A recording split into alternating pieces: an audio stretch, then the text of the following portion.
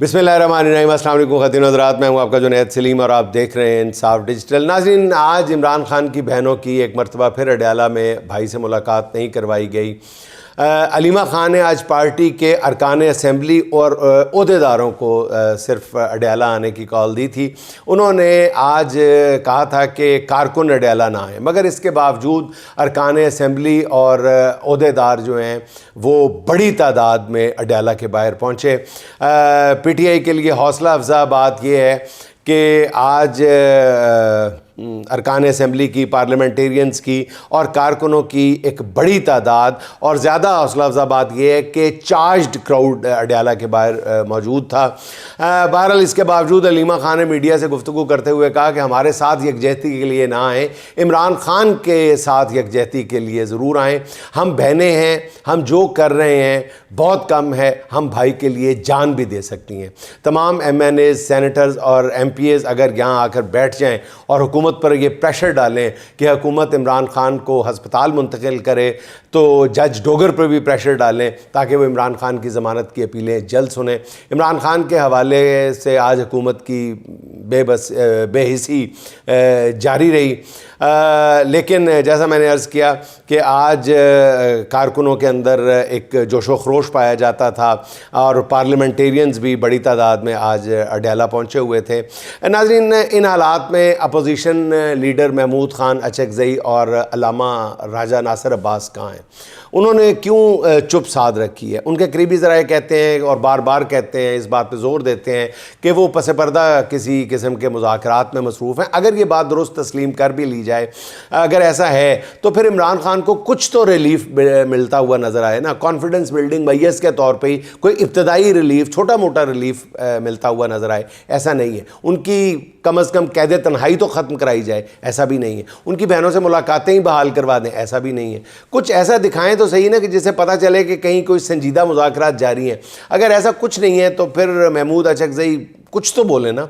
इमरान खान ना सही, खूंखार महंगाई पे ही बात कर लें ये लोग। हुकूमत ने पेट्रोल की कीमतें नाजायज़ तौर पर बढ़ाकर हुकूमत आवाम का जो तेल निकाल दिया है, कम अज़ कम उसी पे बात कर लें। मगर वो एक तरह से चुप साधे हुए हैं। खामोश रहने की ये पॉलिसी मेरा ख्याल है कि अब ज़्यादा देर नहीं चलने वाली। इधर सोहेल अफरीदी ने भी अडयाला जेल के बाहर आना छोड़ दिया है। आज उनके तर्जुमान वहाँ मौजूद थे, शफी जान मौजूद थे, लेकिन ख़ुद उन्होंने वहाँ आना मुनासिब नहीं समझा। अब उन्होंने एक अजीबोगरीब ऐलान किया है सोहेल खान अफरीदी ने कि कल खैबर पख्तूनख्वा में सरकारी मुलाजमीन कलम छोड़ हड़ताल करेंगे।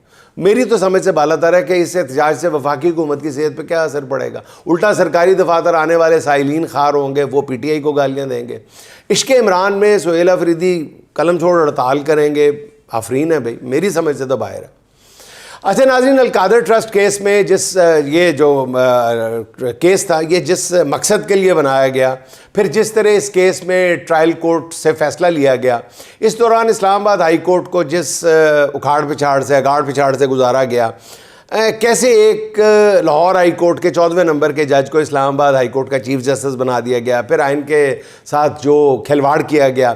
अब इस सारे खेल में नताइज हासिल करने का वक्त आ गया, और वो है कि इमरान खान को मुस्तकिल तौर पर जेल में रखना, या कम अज़ कम जब तक मौजूदा सिस्टम मौजूद है इमरान खान के जेल से बाहर आने की कोई सूरत बाकी ना रखी जाए।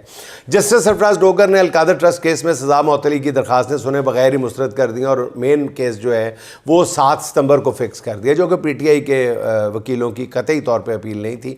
अब इस केस में क्या फ़ैसला होना है, फिर ये केस किस तरह आइनी अदालत में जाना है जहाँ इमरान खान को दी गई सज़ा को हतमी हैसियत देनी है, ये खेल कोई छुपा हुआ नहीं है। मगर दूसरी तरफ इमरान खान और उनके वकला के ऑप्शंस भी मौजूद हैं।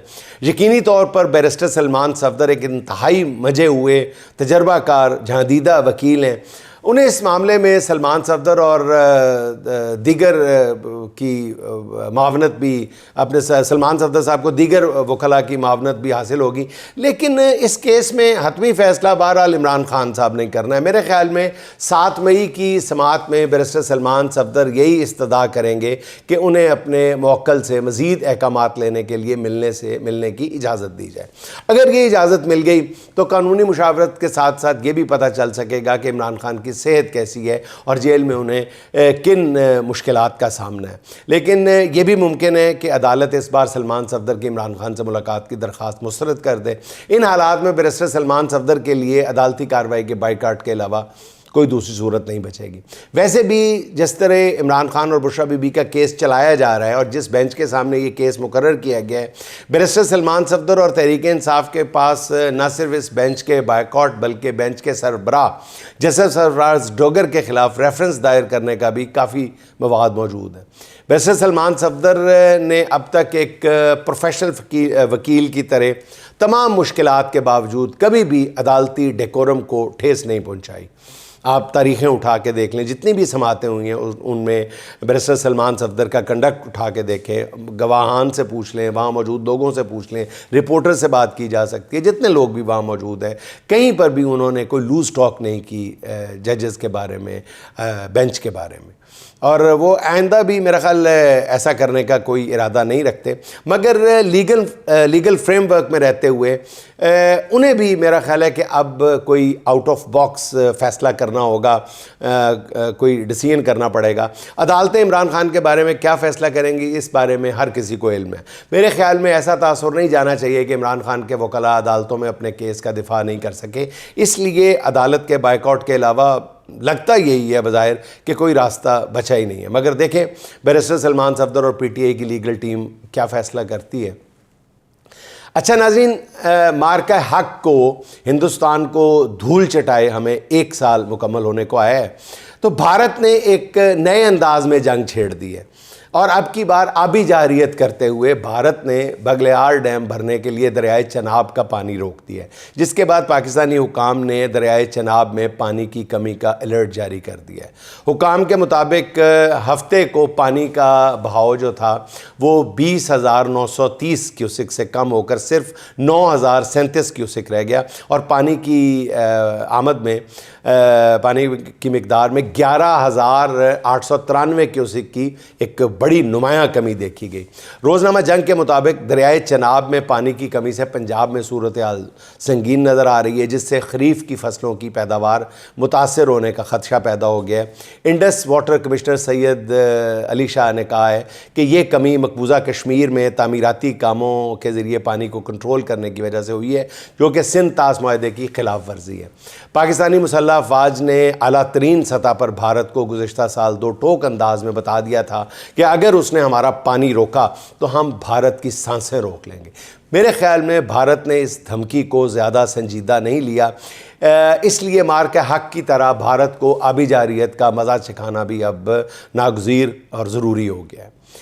اچھا ناظرین، جس طرح ملک کی 90% آبادی کے خون میں عمران خان کی محبت دوڑ رہی ہے، اسی طرح 2-4% لوگ ایسے بھی ہیں جو بغض عمران میں سر تا پیر ڈوبے ہوئے نظر آ رہے ہیں. ان کی ہر وقت کوشش یہی ہوتی ہے کہ عمران خان کو کسی نہ کسی طور ہدف تنقید بنایا جائے، بلکہ عمران خان ہدف نہ بھی بنے ہوں یا کسی نہ کسی طور گھسیٹ کر عمران خان کو پنچنگ بیگ بنا لیتے ہیں.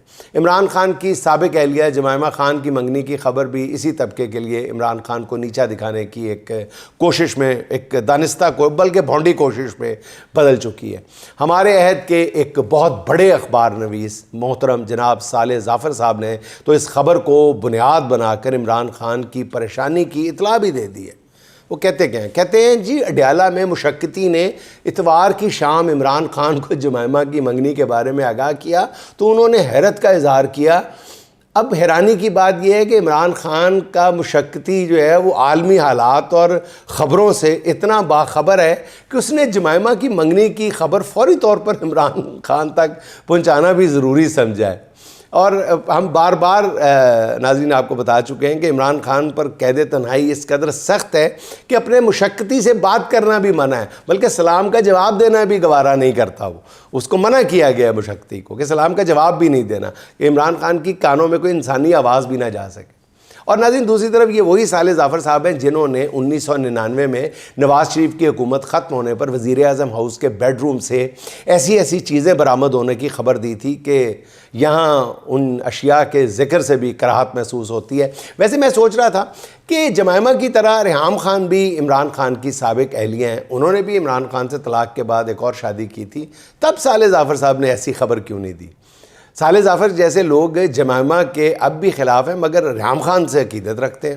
اصل میں ناظرین یہ بغض عمران کی علامتیں ہیں جو صرف صالح ظافر میں نہیں پائی جاتی۔ ویسے صالح ظافر صاحب یہ بھول جاتے ہیں کہ عمران خان خود بھی اس وقت نکاح میں ہے۔ جس طرح عمران خان کی اپنی زندگی ہے اسی طرح جمائمہ کی بھی اپنی زندگی ہے، وہ چاہے منگنی کرے یا شادی کرے، اس سے کسی کو کیا پریشانی ہے؟ بہرحال یار لوگ جو کرنا چاہیں انہیں کیسے روکا جا سکتا ہے۔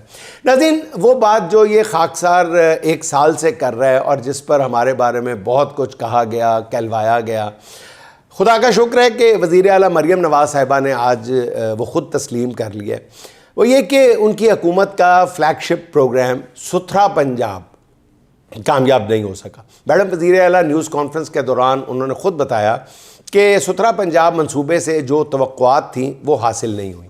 انہوں نے کہا کہ پروگرام کو 2 سال ہو گئے مگر قابل فخر کارکردگی نہیں ہے۔ چند ماہ قبل اسی ویلاگ میں ستھرا پنجاب پروگرام میں جس چیز کی نشاندہی کی گئی تھی، شکر ہے آج میڈم وزیر اعلیٰ نے اس کا اعتراف کرتے ہوئے ستھرا پنجاب منصوبے میں کہا اس حوالے سے کہ میں کرپشن برداشت نہیں کروں گی۔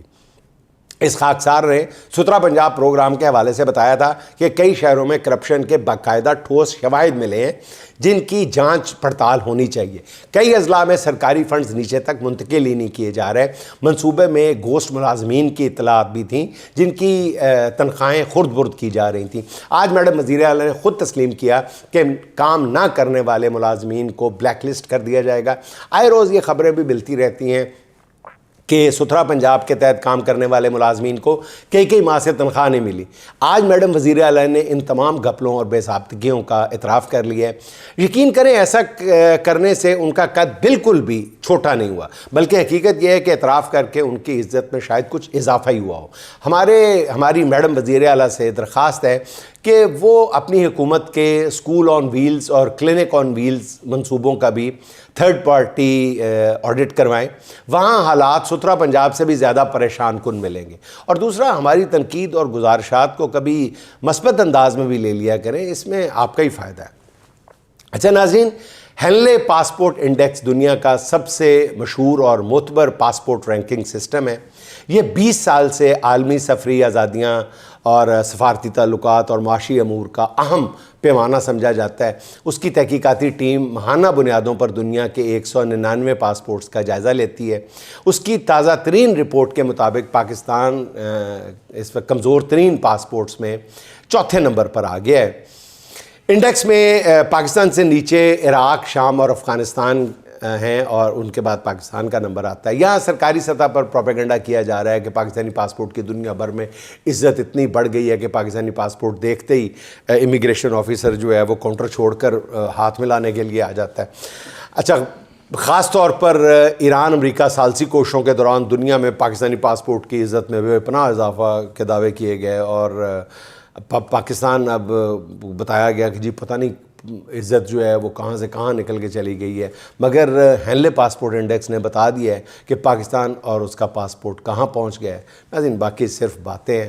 اور ناظرین آخر میں منظر بھوپالی کے چند اشعار: بے عمل کو دنیا میں راحتیں نہیں ملتی، بے عمل کو دنیا میں راحتیں نہیں ملتی، دوستو دعاؤں سے جنتیں نہیں ملتی، اس نئے زمانے کے آدمی ادھورے ہیں، اس نئے زمانے کے آدمی ادھورے ہیں، صورتیں تو ملتی ہیں سیرتیں نہیں ملتی، اپنے بل پہ لڑتی ہے اپنی جنگ ہر پیڑھی، اپنے بل پہ لڑتی ہے اپنی جنگ ہر پیڑھی، نام سے بزرگوں کے عظمتیں نہیں ملتی، جو پرندے آندھی کا سامنا نہیں کرتے، جو پرندے آندھی کا سامنا نہیں کرتے، ان کو آسمانوں کی رفتیں نہیں ملتی، اس چمن میں گل بوٹے خون سے نہاتے ہیں، سب کو ہی گلابوں کی قسمتیں نہیں ملتی، آج کل وہی افسر کوستے ہیں قسمت کو، آج کل وہی افسر کوستے ہیں قسمت کو، جن کو اونچے عہدوں پر رشوتیں نہیں ملتی۔